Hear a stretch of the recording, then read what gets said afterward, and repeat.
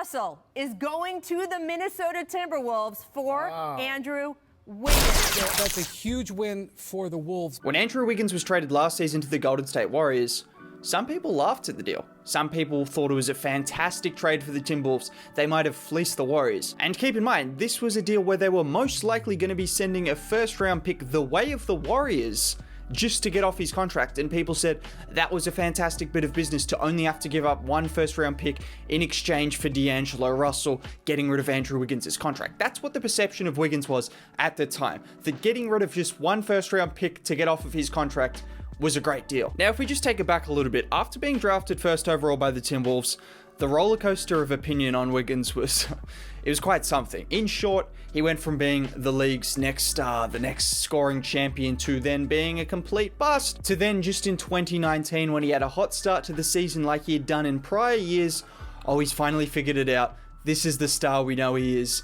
And then he was a bust again and he wasn't worth it and he had an albatross of a contract and he needed to be traded. So yeah, up, down, and plummeted by the time he was traded to the Warriors, in which, as I mentioned, people thought it was a fantastic deal for the Timberwolves to only have to get rid of probably one first round pick to get off of his contract. So after Minnesota were disappointing again in 2019, Wiggins was again not really improving, still putting up what people would call empty stats, which in this case, yeah, I think we could agree he wasn't putting up the best, most productive stats for the team.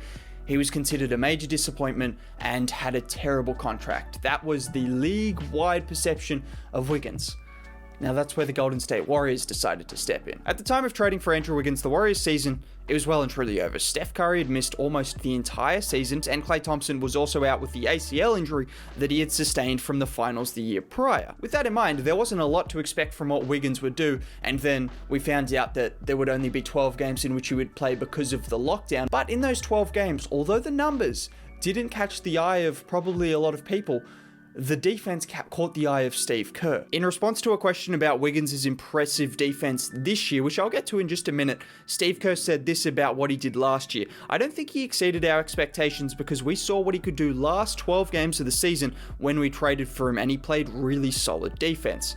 And so when we went into the offseason, that was our whole focus, and that's all we talked to him about. So while some people are still laughing at the fact the Warriors traded for Wiggins and the fact that his numbers looked identical to what he'd been doing for the last several years in the 12 games he played with Golden State, Steve Kerr saw enough. He saw enough to suggest that he could potentially change the perception of Wiggins and just change his role in general to make him more of a productive defensive player and just an overall better fit for a Warriors team that is going to look to contend. However, when the Warriors did trade for Kelly Oubre Jr., who was coming off a career best year in Phoenix, and with Klay Thompson ready to return, there was some speculation that Wiggins could be traded by a lot of people. Why would they trade for Oubre if they wanted Wiggins? Klay Thompson's going to come back. Where's he going to get his minutes? Bradley Beal could be on the market. Damian Lillard, maybe they're going to trade for him. Wiggins has to go. They're going to package up some of their first round picks, and that's going to happen. However, once Klay Thompson suffered another serious injury, a lot of that speculation was erased, and pretty much any doubts of Wiggins being a starter or contributor for the Warriors was pretty minimal. And that's where we get to the 2021 season. Again, let me just re-emphasize, there were a lot of question marks over Andrew Wiggins. His defense, his ability to be efficient and to be a winning player, not just put up empty stats, his work ethic, his motor, just everything. Pretty much everything you could imagine was thrown out at Wiggins. Can he do this? Can he do this? He's not this.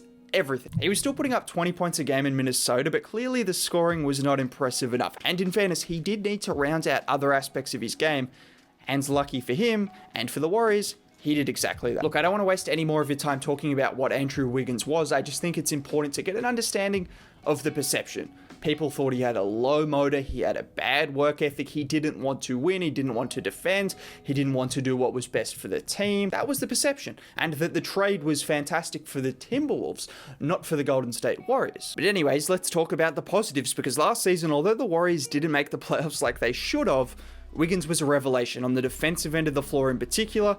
And honestly, just looking ahead, the idea of him as a 3-and-D wing with the addition of Klay Thompson adding more spacing and taking more pressure off Wiggins to shoot threes, allowing him to cut, attack the rim even more, and continue to do his best defensively with another good defender alongside him and Draymond Green. The idea of that is quite tantalizing for the Warriors. That's a prospect. And before I talk about his defense, because that was the major improvement let's talk about his offense, because there was also some impressive improvements there. It's not easy for a player to go from taking 20 shots a night and pretty much 20 shots that he wants, if it's mid-range shots, if it's off the dribble, step back shot, it doesn't matter. He was doing what he wanted in Minnesota, and that was detrimental to what his impact was as a winning player. Fast forward to now in Golden State, and he took the least amount of shots he'd taken since his rookie season. That's what I mean when I say there was an adjustment to be had. But there was a positive adjustment, because he shot a career-high field goal percentage, and he also shot a career-high 38% from 3 on over 5 attempts a game. Both really impressive, but there's a little bit more to it. If you just look at the difference in shot profile between his last full year in Minnesota and this year in Golden State, he decreased his mid-range shots by about 30%. His three-point shots, just look across the spectrum of his three-point shots, much improved. So if you're looking as to whether Wiggins could keep up this three-point shooting, whether it's a fluke or not, shot way better on corner threes from both spots. He was just a more consistent shooter, and he was taking more consistent, better shots. You can talk about analytics. People are like, oh, analytics, it doesn't matter. At the end of the day, Andrew Wiggins was more efficient because he played to the strengths of the Warriors and what they needed to do, and as the Warriors have proven, that's normally a good thing to do. I still believe there's a little bit more room for him to grow as well as an offensive player. He's never getting back to being 25 points a game in Golden State, at least. I still think there's some secondary playmaking that he can do when Steph's off the floor and Draymond's off the floor, or even when they're on the floor, because he's capable as a passer. He's shown that in Minnesota. He showed that in glimpses in Golden State. I still believe he can still attack the rim even more. He can continue to do more off the ball stuff. Klay Thompson adding some more shooting and some more spacing is just going to open up the floor even more. This was a team with not much spacing last year, so it's not like he just had an open run to the rim every single time he got the ball. So the floor will be opened up even more with Klay Thompson back, so I could see his efficiency going up again. If he can stay consistent from 3, then offensively, add a little bit playmaking, just continue to play within the Warriors offense. It might still be 17 to 18 points a game. I don't expect him to be much more than a third option on offense, sometimes a second option, which is important to have someone that can do that. But I just expect him to continue to grow as an offensive player within the system of the Warriors offense, which is what matters. People have talked about how those 25 points a game he was putting up at different points in his career in Minnesota didn't matter. Now he's putting up 17 points a game, much more efficient, much more effective, and it means a lot more because this team is going to win a lot more games heading forward. Now that's just the offensive improvement. Let's talk about the defensive improvement, because that is the main reason I made this video. He made minor and the right adjustments offensively, which is impressive in itself, but defensively is where he didn't just make adjustments, he completely changed his game around. If you just take it back 3 years ago, there's an advanced metrics site called 538. They rank defensive metrics and all of these things. They said getting a shot up against Andrew Wiggins is the same as getting an open shot. They basically said he was a traffic cone on defense. He was your local guy from the YMCA, the local guy from the gym. That was the same effect as Andrew Wiggins defensively. He did not matter on the defensive end of the floor. He may as well not be out there. That's what they said about his defense. This is a site that aims to put bias aside. They aim to look at the numbers and suggest what a player is based off those things. And they suggested that he was the worst, least efficient, effective defender in the league. Yeah. Now fast forward 4 years later to his time in Golden State, and Basketball Index, which has the advanced defensive metric called the LeBron. I know. Yeah, I know. I didn't make the name up. I don't use it a ton, but I know some people use it and think it's a good metric. And just looking at what advanced analytics has to say about Wiggins defensively now, after saying he was the worst defender in the league just 4 years ago and he wasn't even worth being out there on that end of the floor, now they say, well, look at what they say. They basically have him in that category as the elite wing defenders in the league when it comes to getting a stop. And, well, Kent Bazemore is there, but he's alongside Royce O'Neal, Jimmy Butler, some great wing defenders, and I think he proved that because, okay, that's advanced analytics. Maybe you don't think that's enough. So let's just look at defensive field goals attempted amongst wing players, and he kept opponents a couple percent below their average while also being up the top of that. So he was affecting the most shots out of any wing player in the entire league, which just shows his consistency and his effort to affect every single shot. The Warriors also had a top 5 defense in the league, which was anchored by Draymond Green, but you're not a top 5 defense if you don't have some help from players around him, and it wouldn't have been possible without Wiggins going out there nightly and guarding the best wing and the best guards often. Very often he was doing that. So to go from what was considered just Don't even put him out there defensively. He doesn't do anything, to now being one of the more impactful wing defenders in the league, a consistent wing defender as well that, you know, at the very least is going to go out there every single night and contest pretty much every shot he can. Also improving as a shot blocker, so it's not just his one-on-one defense where he's fantastic as a one-on-one defender because he has that lateral quickness, he's very athletic, he's very agile, and he's got underrated strength, but also as a help side defender, he averaged 1 block a game for the first time in his career. But if these don't do enough for you, if still you're not sold on Wiggins being a good defender, maybe a great defender, well then just look at some of the assignments he had the success against, because he held Kawhi Leonard to 2 of 12 shooting and forced 5 turnovers.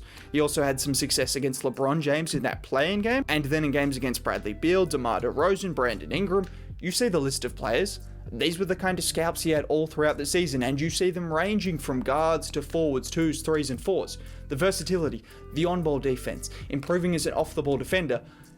You can't really argue that Andrew Wiggins just took a major leap defensively, which is incredibly impressive. And again, like I said on offense, I still believe there's room to grow. Bring back Klay Thompson, who hopefully is going to get back to his best defensively, or even if he isn't, he's still going to be a good defender. Just get another year alongside Draymond Green and another year in the Warriors system.